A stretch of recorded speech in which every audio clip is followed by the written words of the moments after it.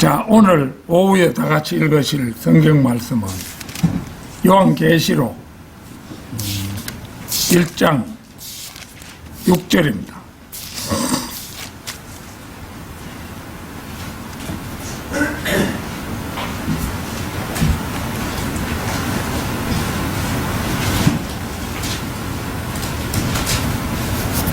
아, 1장 6절이 아니고 1장 8절입니다.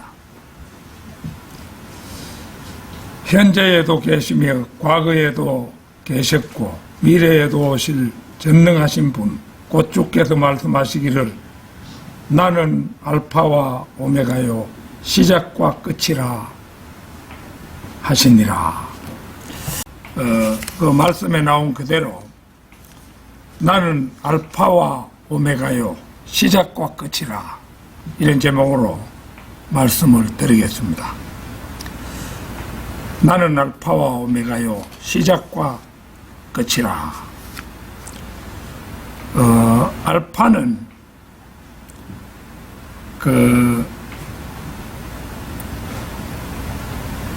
헬라어의 첫 번째 글자이고 오메가는 마지막 철자입니다. 그래서 예수님의 모든 말씀은 그분이 알파벳의 모든 글자이기에 전체 성경의 첫 표지에서 끝 표지까지의 인쇄된 모든 낱말 그 자체라고 말할 수 있습니다.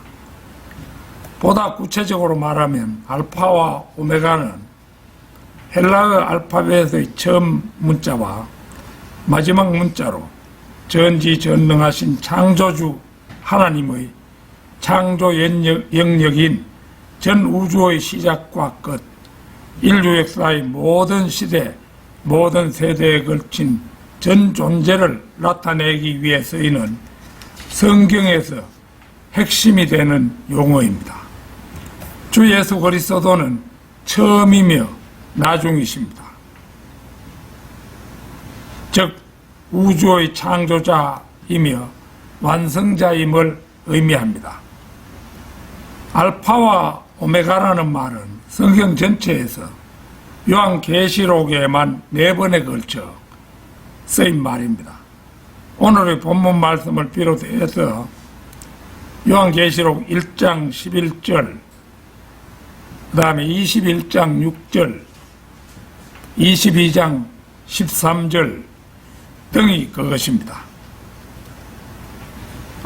요한계시록 1장 18절 한번 찾겠습니다. 요한계시록 1장 18절.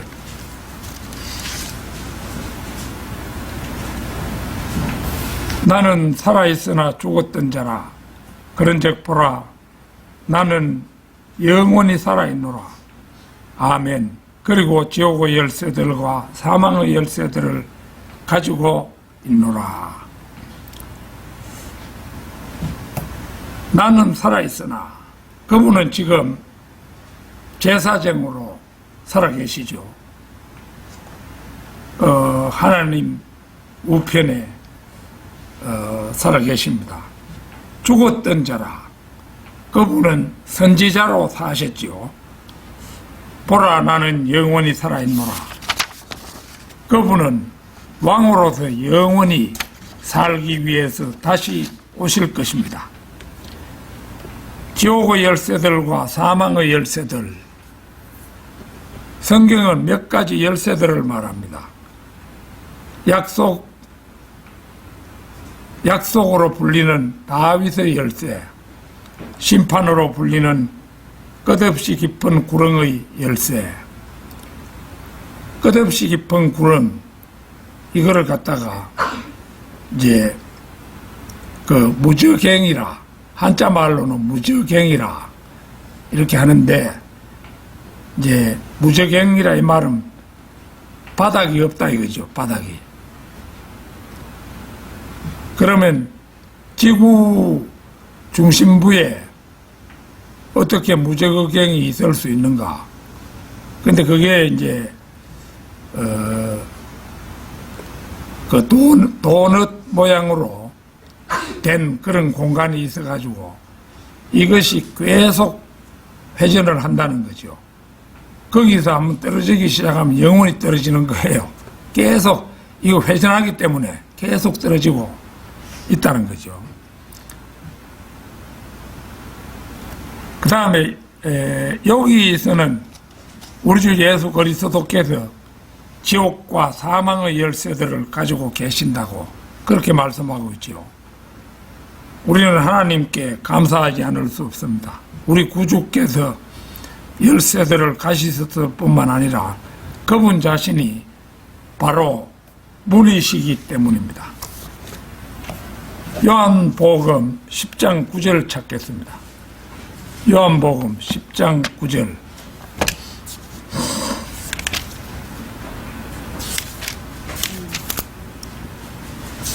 (10장 9절) 내가 곧 문이라 누구든 나를 통하여 들어간다면 그는 구원을 받을 것이요 들어가고 나오며 초원을 발견하리라. 이 구절은 성도들이 구원받은 후 천년왕국 시대에 지상에 다시 오게 될 전 과정을 담고 있다고 볼 수 있습니다. 내가 곧 문이라 누구든 나를 통하여 들어간다면 그는 구원을 받을 것이요 구원받는다 이 말은 이제 영적으로 구원을 받는다 이 말이죠. 그 다음에 들어가고 그분께서 재림하실 때 이제 그분과 함께 들어가고 그 다음에 그분과 함께 또 나오며 이렇게 되는 것입니다. 그래서 아마겟돈 전쟁이 끝난 뒤 천년 왕국에서 초원을 발견하게 될 것입니다. 이 초원이라는 것은 과거 우리가 보았던 성경에 초장이라고 이렇게 나오죠. 초장이라 아까 불렀던 찬송가에도 초장이라고 그렇게 나오는데 이제 초원에 도달하면은 푸르고 앉아 쉴 수도 있고 그야말로 좋은 곳이지요. 그러니까 천년왕국 이걸 하나의 초원으로 보는 겁니다. 그래서 아마겟돈 전쟁이 끝난 뒤 천년왕국이 시작되면은 우리는 초원에서 천년을 보내는 것이죠. 누구든지 문이신 예수 그리스도를 통하여 들어가면 구원받고 휴거되고 지상 재림하여 그리스도와 함께 지상에서 왕국을 통치하게 되는 전 과정을 바로 이 10장 9절 말씀이 보여주고 있는 것입니다. 그러니까 며칠 되지 않았지만은 우리 김종락 형제님께서 예수님을 영접하신 것은 아주 요긴한 일이에요. 그거 무슨 값으로도 따질 수 없고 그런 것인데 즉시 예수님을 영접하라 하는 바람에 구원받았죠. 그 다음에 휴거의 자격이 주어졌잖아요.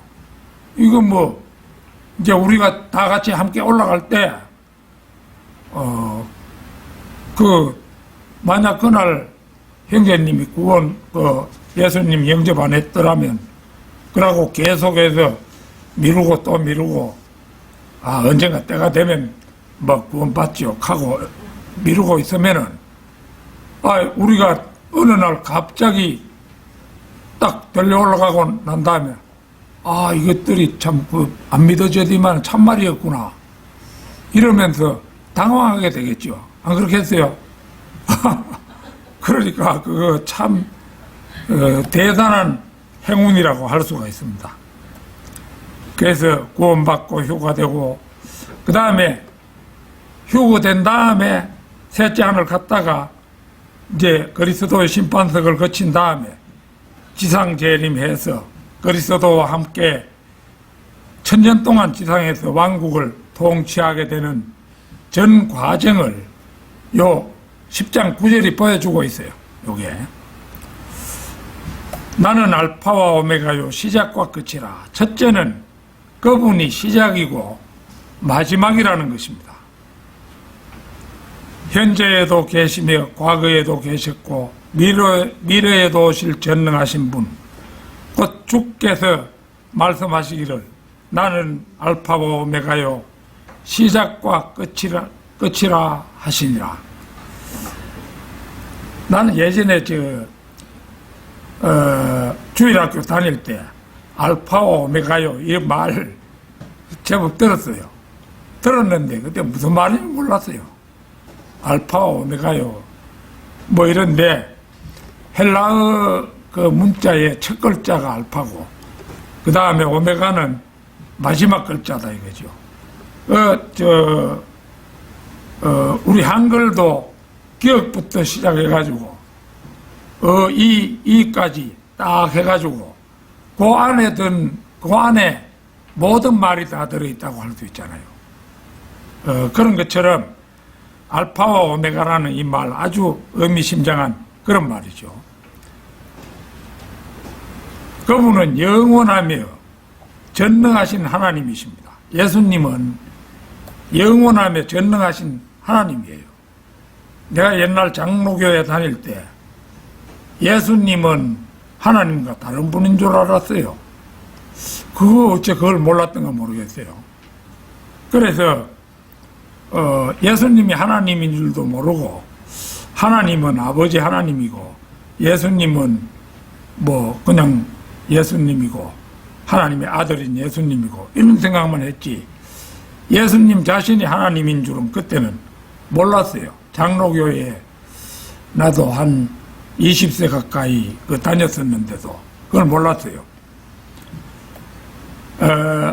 이 말씀은 바티칸 공의회나 자유주의자들이나 여호와의 증인들이 한결같이 거부해온 말씀입니다. 가톨릭 교회는 삼위일체와 마리아가 하나님의 어머니라는 것을 믿는다고 고백하지만 이에 아랑곳 없이 결국에는 그리스도의 온전한 신성을 인정하지 않습니다. 그들은 예수님을 불완전하게 보는 거예요. 언제든가 가톨릭 신자 한 분을 난 그때는 겁도 없이 그 사람을 어떻게 하든지 한번 구령해 보려고 그래 했는데 끝내 받아들이지 않는데 그 다음에 자기 신부한테 물어봤던 모양이죠. 뭐 자꾸 얘기를 하는데 내가 뭐라고 답하면 되겠노 이렇게 자기 신부한테 물어봤던가 봐요. 그래가지고 이제 그 답을 하나 이제 알아가지고 왔는데 그게 뭐냐? 그 마리아를 믿는 게 잘못이라고 내가 가톨릭 신자한테 그렇게 강조를 했더니만은 그 사람이 하는 얘기가 마리아는 예수님을 낳은 어머니인데 예수님의 어머니를 믿는데 인간적으로 뭐가 나쁘노 이러는 거예요. 그래가지고 이 사람은 도저히 안 될 사람이구나. 이걸 그날 깨달았던 거죠. 명백히 따져보면 로마 가톨릭 교회는 최종 권위에 있어서 자기들의 권위를 예수 그리스도와 동등하게 두거나 그 위에 둡니다. 중보자도 예수 그리스도만이 중보자라고 우리는 믿는데 그 사람들은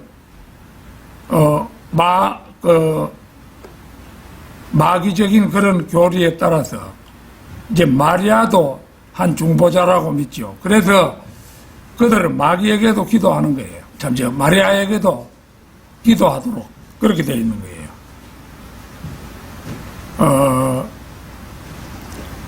언뜻 말하자면은 그 로마 가톨릭 교회가 현재 한 6억 명 넘어될는지도 모릅니다. 그런데 그 정도 믿는데 그렇게 믿는데도 단 한 사람도 거기에 구원받고 하늘나라 갈 사람이 없다. 이렇게 이제 나는 단언하고는 하는데, 설마 6억 명 가운데 단 한 명도 못 가겠나? 그건 당신이 너무 심한 말 하는 거 아니냐 하겠지만은, 이 성당에는 딱 가보면은 바로 앞에 들어가는데 그게 마리아상이 있죠. 마리아상이 우상으로 딱 되어 있는 거예요. 아무 형상이든지 만들지 말라고 했는데, 뭐 예수님 어머니인 것은 맞지만은 마리아를 갖다가 우상으로 만들어 놨다. 그리고 아까 오전 중에도 우리가 보았습니다만은 이 출애굽기에서 십계명에서 결국은 우상 숭배를 금하고 있는 것이 가장 중요한 계명 가운데 하나잖아요. 그런데 그거를 철저하게 무시하는 사람들이 그 사람들이에요. 그래서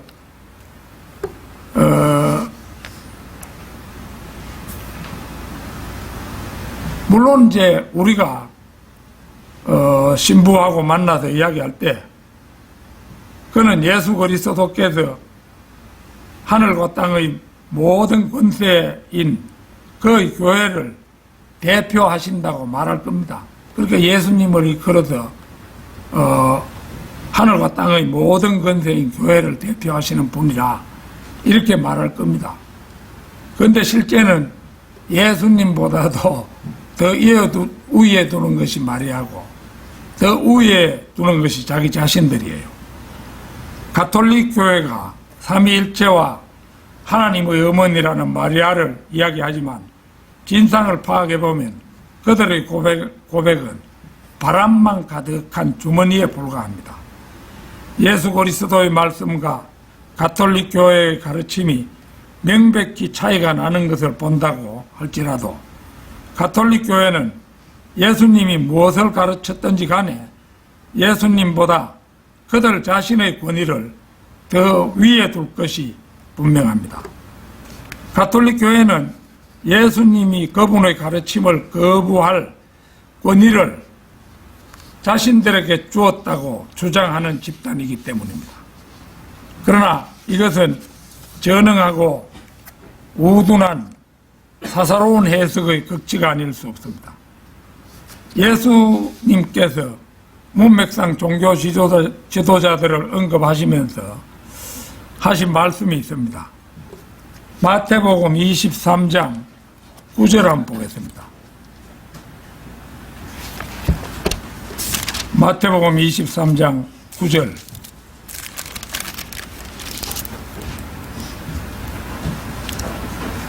그리고 땅 위에서 어떤 사람도 너희의 아버지라고 부르지 말라. 이는 너희의 아버지는 한 분이시오. 그분께서는 하늘에 계시기 때문이라. 여기서 아버지는 가톨릭에서 사제를 부를 때 사용하는 말이죠. 우리나라에서는 특히 하나님 아버지라는 뜻으로 신부라는 용어를 사용합니다. 신부, 신의 아버지라 이 말이잖아요. 사제를 아버지라고 부르는 관습은 바빌론 종교에서 유래한 것인데 성경에서는 사사기에 등장합니다. 사사기를 이제 우리 과거 성경에는 재판관기라고 이랬는데 우리 성경은 사사기라고 합니다. 자, 사사기 17장 10절 한번 찾겠습니다.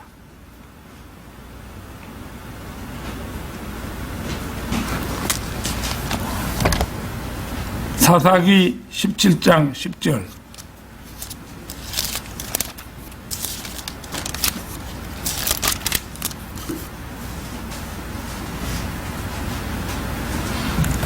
그러자 미가가 그에게 말하기를 우리와 함께 기거하며 나에게 한 아버지와 한 제사장이 되라. 아버지도 되고 제사장도 되라 이 말이죠.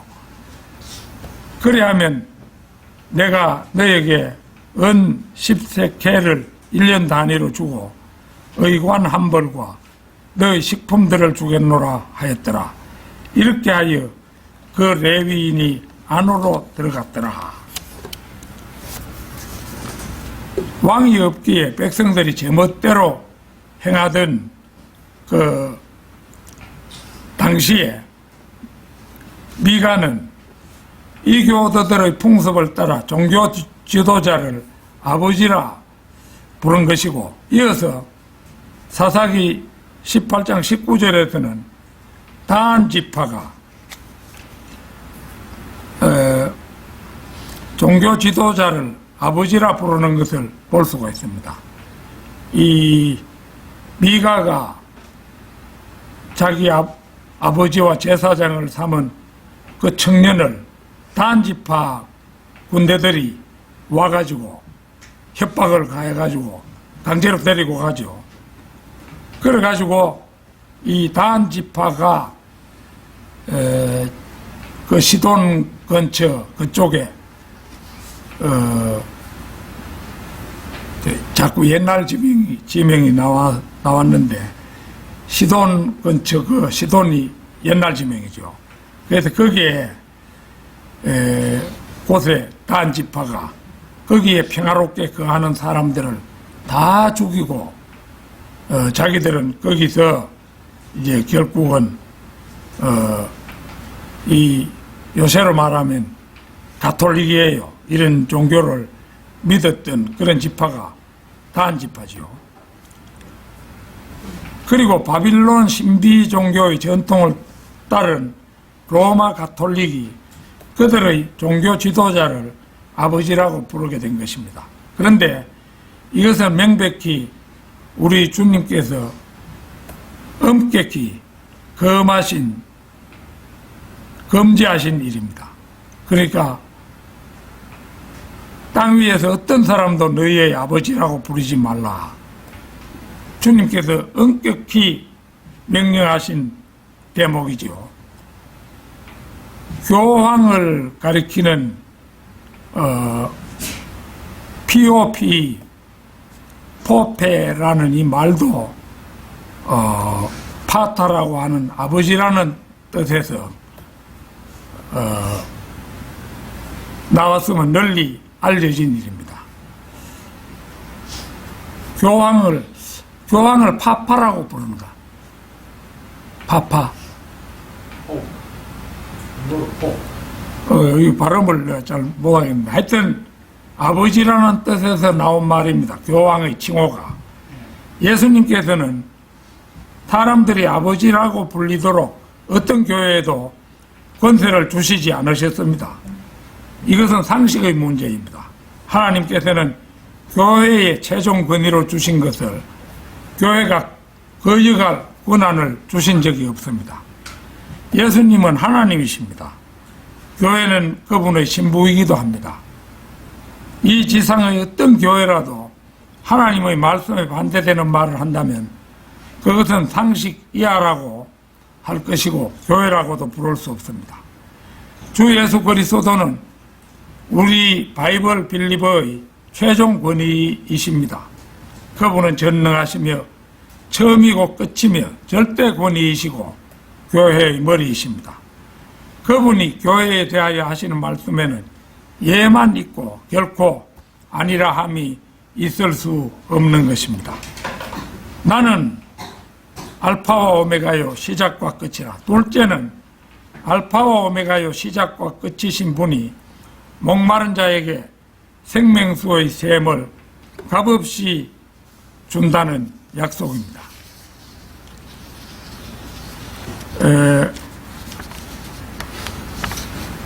자, 본문 말씀 다시 한번 읽겠습니다. 그리고 그분께서 나에게 이같이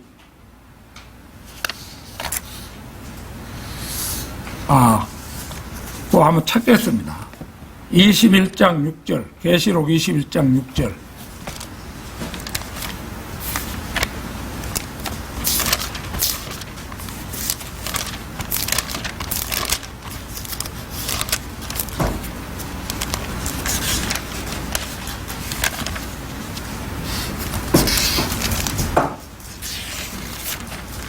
(21장 6절) 그리고 그분께서 나에게 이같이 말씀하셨느니라.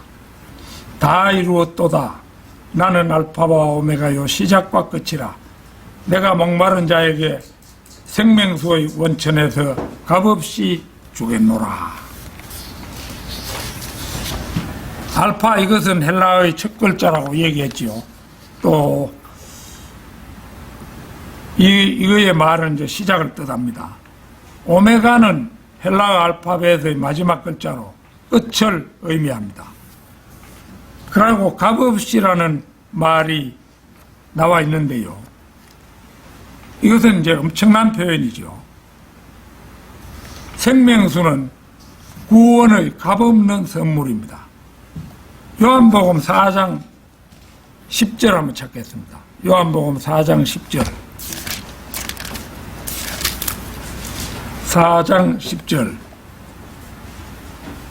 예수님께서 그녀에게 말씀하시기를 만일 네가 하나님의 선물을 알았다면 그리고 너에게 마실 것을 달라고 말하는 이가 누구인지 알았다면 이거 마실 것을 달라고 말하는 이가 바로 예수님이었죠. 그래서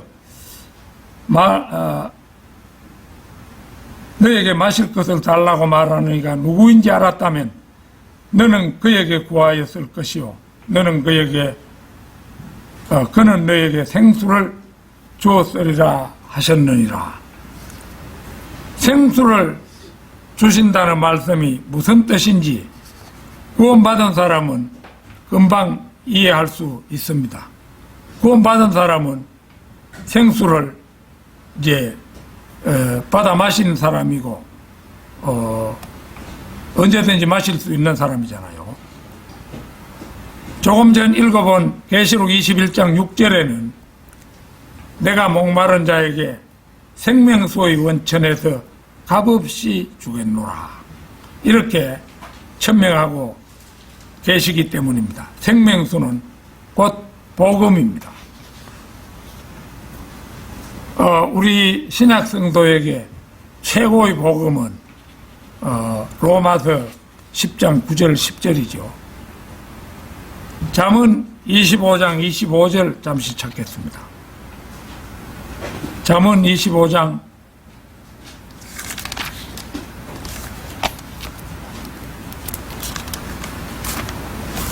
25절 암송하기도 좋겠네요.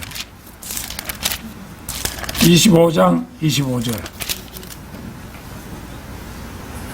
먼 나라에서 오는 좋은 소식은 마치 목마른 혼에게 주어지는 냉수들 같으니라. 복음은 먼 땅, 곧 하늘나라에서 들려오는 좋은 소식입니다. 또 실제적으로 보아도 우리나라에 복음이 들어온 것만 봐도 서양에서 먼 곳에서 들어왔잖아요. 우리는 목이 마를 때 사이다나 콜라 같은 음료수를 마십니다. 어떤 사람은 목이 걸걸하다며 맥주를 마시기도 합니다. 그러나 정말로 목이 타서 죽을 지경이 된 사람은 음료수나 맥주보다도 생수를 더 갈망합니다. 사실 진짜 목이 마른 사람은 오직 시원한 샘물 한 바가지면 족합니다. 자, 요한복음 아까 읽었던 걸 다시 해보면은 만일 네가 하나님의 선물을 알았다면 그리고 너에게 마실 것을 달라 말하는 이가 누구인지 알았다면 너는 그에게 구하였을 것이요 그는 너에게 생수를 주었으리라. 1차원적인 물밖에 모르는 여인에게 여인은 지금 예수님이 말하는 생수의 정체를 모르죠. 그래서 한마디로 무지한 여인이라 할 수 있는데 예수님의 이 말씀은 마치 동문서답 같은 말씀입니다. 그러나 예수님께서는 이 불쌍한 여인을 그냥 버려두지 않고 그의 살아온 생애를 돌아보게 하심으로써 자신이야말로 진정한 생수가 필요한 존재임을 깨닫게 하시고 그로 하여금 구원을 쟁취하도록 하십니다. 다시 요한복음 4장 13절 14절 보겠습니다. 요한복음 4장 13절 14절 예수님께서 그녀에게 대답하여 이같이 말씀하셨느니라. 누구든지 이 물을 마시는 자는 다시 목마르리라. 그러나 누구든지 내가 줄 물을 마시는 자는 결코 목마르지 아니하리라. 오히려 내가 그에게 줄 물은 그 안에서 영원한 생명으로 솟아오르는 한 샘물이 되리라. 한 번 마시면 영원히 목마르지 않는 물. 이것은 보통의 물질적인 물이 아닙니다. 이 물은 물질적이면서도 영적인 물, 곧 영생을 말합니다.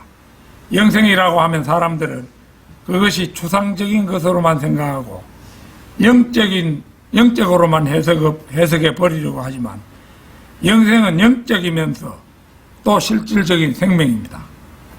가령 여러분이 구원받은 사람이라면 당신은 영생을 가진 사람인 거지요. 여러분은 곧 영생을 가진 사람입니다. 그 영생은 아직 영적인 생명입니다. 그러나 예수 그리스도께서 어느 날 공중 구름 속에 오셔서 우리의 이름을 부르시면 호련히 우리의 몸이 변하여 끌려올라가는 휴거의 영광이 바이블 빌리버들에겐 누구에게나 예약이 되어 있습니다. 저는 비록 여기서 나이가 제일 많지만 건강을 어떻게든 잘 관리하여 여러분과 똑같이 이 지상을 떠나려고 작정하고 이제나 저제나 하고 학수고대하며 살아가고 있습니다. 우리의 큰 스승인 럭그만 목사님도 2000년경부터 자신이 휴거되기를 기다리다 끝내 2016년에 떠났습니다.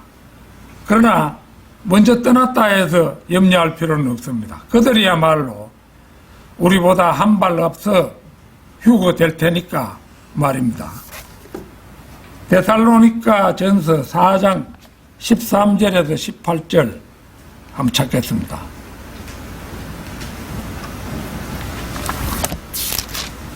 데살로니가 전서 4장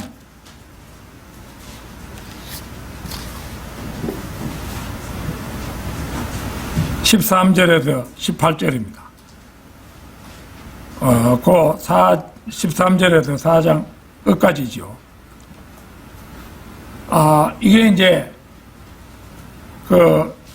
고린도전서 15장에 있는 말씀이 휴거에 관한 최고의 말씀이고 두 번째로 위대한 말씀이 바로 이 데살로니가 전서의 이 말씀입니다. 그러나 형제들아 나는 너희가 잠들어 있는 자들에 관하여 무지하게 되기를 바라지 아니하노라. 너희가 아무 소망도 없는 다른 자들과 똑같이 슬퍼하지 아니하게 하려 함이라.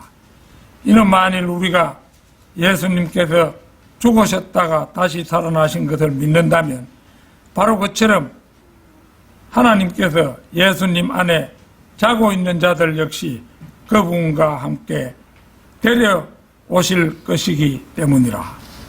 예수님 안에서 자고 있는 자들, 이 사람들은 이미 죽은 사람을 말하는 거죠. 그렇죠? 성도로서 죽은 사람을 지금 현재 예수님 품에 잠들어 있는 자들이라. 그러니까 하늘나라에서 편히 쉬고 있는 분들이잖아요. 그래서 예수님 안에 자고 있는 자들 역시 그분과 함께 데려오실 것이기 때문이라. 이는 우리가 주의 말씀에 의하여 이것을 너희에게 말하기 때문이니 주의 오심까지 살아남아 있는 우리가 잠들어 있는 자들보다 앞서지 못하리라는 것이라. 이미 죽은 사람보다가 우리의 휴거가 더 앞서지는 못한다 이 말입니다. 그러니까 죽은 사람은, 그냥 죽은 사람은 우리보다 뒤에 두어지겠지만은 잘 믿다가 돌아가신 분들은 우리보다 앞서는 거죠. 이는 주께서 친히 하늘로부터 내려오시리니 환호와 천사장의 음성과 하나님의 나팔 소리와 함께 하시리라. 그리하면 그리스도 안에서 죽은 자들이 먼저 살아나리라. 그 다음에 살아남아 있는 우리도 구름들 속으로 그들과 함께 붙들려 올라가리니 공중에서 주를 만나기 위함이라. 그리하여 우리가 영원히 주와 함께 있으리라. 이런 이유로 이 말씀들로 서로 위로하라. 자, 여기서 다시 한번 이제 조금씩 설명을 한번 해보십시다. 바로 그처럼 하나님께서 예수님 안에 자고 있는 자들 역시 그분과 함께 데려오실 것이기 때문이라. 이게 무슨 말입니까? 대환란이 오기 전 휴거의 날에 그 전 2000년 동안 이 세상 삶을 마감하고 그 성도들을 말합니다. 예수님 안에 자고 있는 자들의 그 많은 혼들을 예수님이 공중에 오실 때 다 데리고 오신다는 겁니다. 그래서 풀어놓는다는 얘기지요. 대한민국에서 죽은 사람 대한민국으로 풀어놓고, 뭐 멕시코에서 죽은 사람 멕시코로 풀어놓고, 뭐 미국에서 죽은 사람 미국으로 풀어놓고 다 한다는 거죠. 이는 우리가 주의 말씀에 의하여 이것을 너희에게 말하기 때문이니 주의 오심까지 살아있는 우리가 잠들어 있는 자들보다 앞서지 못하리라는 것이라. 이는 주께서 친히 하늘로부터 내려오시리니 환호와 천사장의 음성과 하나님의 나팔 소리와 함께 하시리라. 그래야면 그리스도 안에서 죽은 자들이 먼저 살아나리라. 먼저 일어나는 휴거는 예수님 안에 자고 있는 사람들의 몫입니다. 우리 살아있는 자들의 휴거는 그 다음입니다. 성경이 그 사실을 분명히 보여주고 있잖아요. 그 다음에 살아남아 있는 우리도 구름들 속으로 그들과 함께 붙들려 올라가리니 공중에서 주와 만나기 위함이라. 주님께서 공중 구름 속에 오셔서 이제 지상에 아직 살아있는 사람을 휴거시킬 때는 일일이 사람의 이름을 부르는 것입니다. 우리 사람은 뭐 두 사람을 한꺼번에 이름을 부를 수는 없잖아요. 근데 주님은 우리와는 다릅니다. 1000명이면 1000명, 10,000명이면 10,000명 한꺼번에 이름을 부르실 수 있는 분이 우리 주님입니다. 공중에서 그 이름을 이제 부르면 호련히 죽음을 보지 않고 우리는 슈퍼맨의 몸을 입게 됩니다. 마치 에녹처럼 그렇게 우리는 눈 깜짝할 사이에 이 지상을 떠나게 될 것입니다. 요한 1서 3장 2절 한번 찾겠습니다. 요한 1서 3장 2절.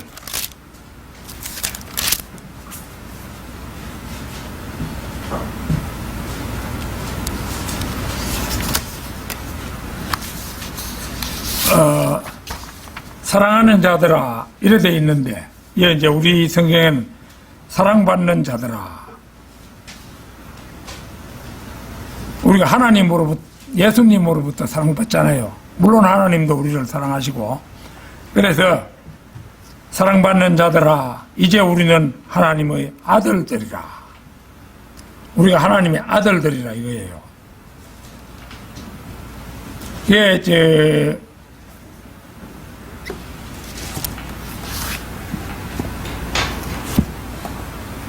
이게 우리 바이블 빌리버들은 뭐 여자든 남자든 할 것 없이 하나님의 아들들입니다. 그런즉 우리가 어떻게 될 것인지 아직 나타나지 아니하니라. 그러나 그분께서 나타나실 때 우리가 그분과 같이 되리라는 것을 우리는 아느니라. 이는 우리가 그분 그대로 그분을 볼 것이기 때문이라. 그분 그대로 그분을 볼 것이기 때문이라. 그분과 같이 되리라는 것을 우리는 아느니라. 이는 우리가 그분 그대로 그분을 볼 것이기 때문이라. 휴거의 날이 얼마나 멋진 날일까를 생각해 보십시오. 혹시나 그때 가가지고 아직 챙길 거 좀 챙겨가지고 떠나야 되는데 할란지 모르지만은 그때 우리는 아무것도 챙겨갈 것이 없습니다. 결혼 선물로 받은 다이아 목걸이 있다 할지라도 그때 다 두고 가야 됩니다. 그래서 구원받은 사람은 모두 하나님의 아들들이에요. 이거 요한복음 1장 한번 보겠습니다.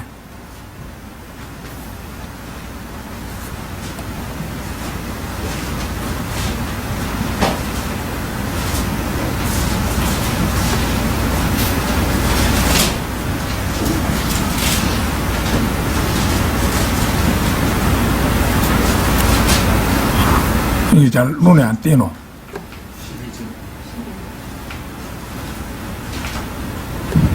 아따 글자가 얼마나 작은지. 그러나 그분께서는 그분을 받아들인 자들에게 다 하나님의 아들들이 되는 권세를 주셨으니, 이 아들들이 되는 권세를 주셨다. 이게 개역성경 일반 교회에서 사용하는 데는 아들, 딸이 되는 권세를 주셨다. 자, 요한복음 1장 12절인데요. 아들, 딸이 되는 권세를 자녀라고 나오는가?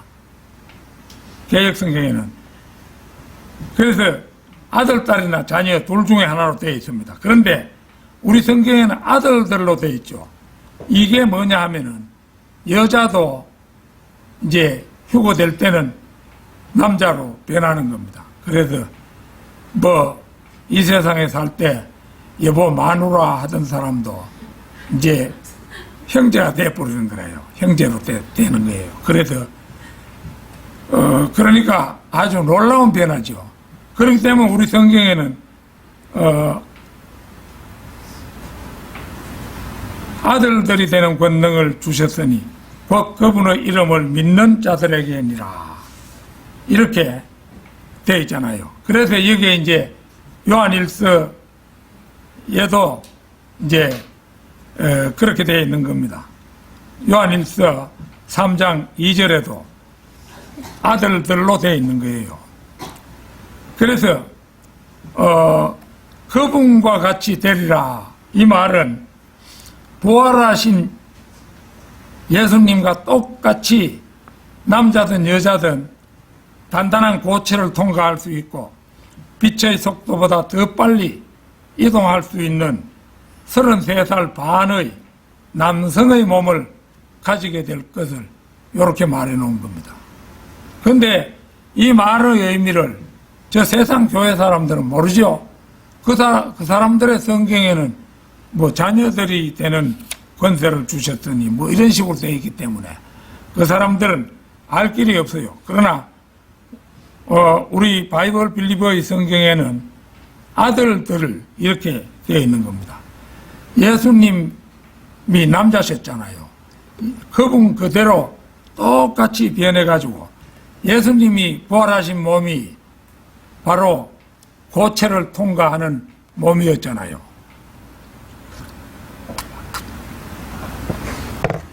부활하신 예수님이 제자들이 그 방 안에 있는데, 모여 있는데, 그냥 문득 나타났잖아요. 이거는 예수님의 그 부활하신 몸은 이제 그 고체든 뭐 강철판이든 뭐든 사정없이 그냥 통과할 수 있는 그런 몸이 되는 거죠. 그러니까 우리가 그와 같은 몸을 입는다 이겁니다. 바위도 통과하는 몸입니다. 우리가 우리 사람은 바위 함부로 통과하려고 하면 큰일 나죠. 내가 전에 우포 옆에 가가지고, 유리를 잘 못 봤어요. 유리가 있는 줄 모르고 그냥 걸어 나갔는데, 그 유리에 막 얼굴을 들이받아가지고, 정신이 아찔하대요. 정신이 진짜 하나 없더라고요. 그 사람이 그런 것도 잘 못 보면은, 그래 되는 거예요. 그게, 아주 굉장히 많이 다친 사람도 있다 하더라고요. 그러니까 이제 무심코 나가다가 유리가 있는 줄 모르고 한참 걸어 나오다 보니까 막 유리에 막 얼굴을 들이받아 버리는 거예요. 예. 그러니까 우리 인간의 몸은 그만큼 불완전한 몸이에요. 그런데 우리는 피해갈 필요가 없어. 장애물을 피해갈 필요가 없는 거예요. 그냥 지나가면 그냥 통과하는 거죠.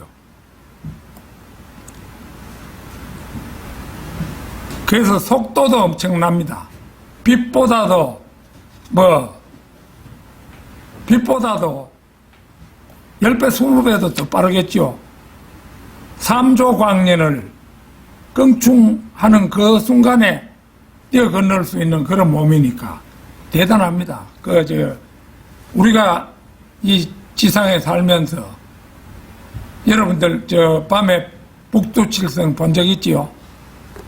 별 7개 있고 맨 위에 별 2개로 5배 하면은 그쪽이 북극성이죠.